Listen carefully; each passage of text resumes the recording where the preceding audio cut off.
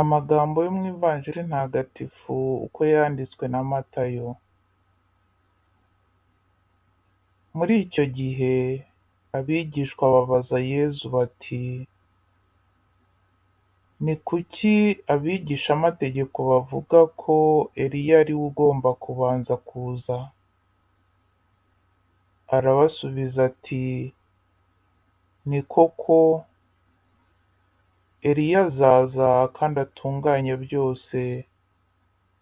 Ariko mbabwire, Eliya yaraje nyamara ntibamumenye, ahubwo bamugiriye nabi uko bishakiye. N'Umwana w'umuntu bazamubabaza batya. Nuko abigishwa bamenya ko ari Yohana Batisita yababwiraga. Iyo ni Ivanjiri Ntagatifu.